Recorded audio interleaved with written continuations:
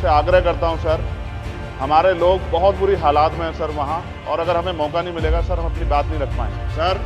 बहुत सारे सदस्यों ने आपकी तारीफ की और मैं खुद आपसे सर मिला हूँ। जब मुझे एक परेशानी आई तो आपने मेरा संरक्षण किया सर। हम नई पार्टी हैं और मैं अपने लोगों की आज़ाद आवाज़ हूँ सर। मैं आपसे संरक्षण की अपील करता हूँ, उम्मीद करता हूँ कि आप संरक्षण करेंगे सर।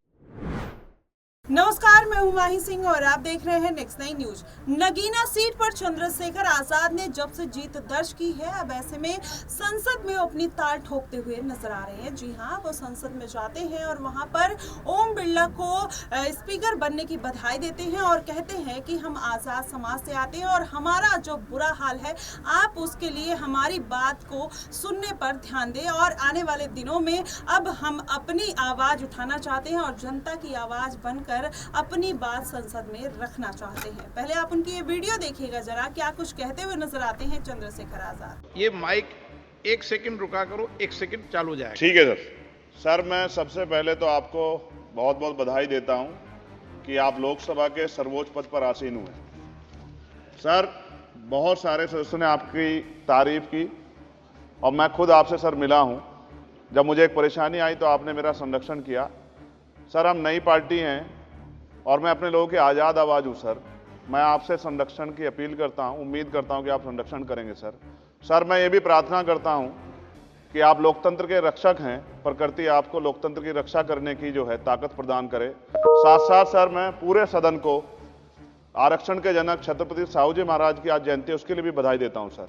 और मैं आपसे आग्रह करता हूँ सर, हमारे लोग बहुत बुरी हालात में हैं सर वहाँ, और अगर हमें मौका नहीं मिलेगा सर, हम अपनी बात नहीं रख पाएंगे। तो आपसे संरक्षण की अपील और पुनः आपको बधाई और सभी सदस्यों को बधाई सर। धन्यवाद।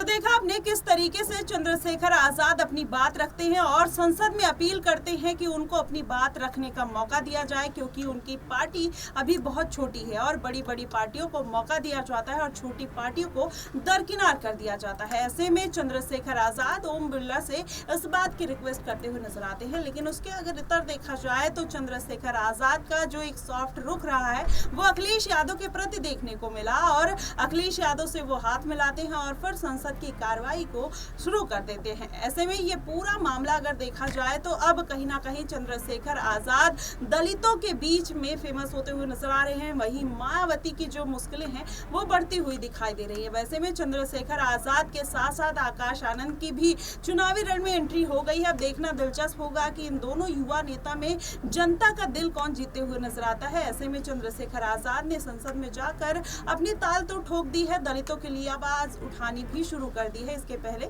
जब चंद्रशेखर आजाद नगीना पर चुनाव लड़ रहे थे तब उन्होंने ये बात कही थी कि आप मुझे जीत दिलाओ और मैं आपकी आवाज संसद में जाकर पहुंचाता हुआ नजर आऊंगा। इस तरीके की बयानबाजी चंद्रशेखर आजाद तो देते हैं, लेकिन ऐसे में दलितों का जो जनाधार है उनको पूरी तरीके से मिलता हुआ नजर आता है। 1,76,000 वोटों से चंद्रशेखर आजाद नगीना पर जीत दर्ज कर लेते हैं।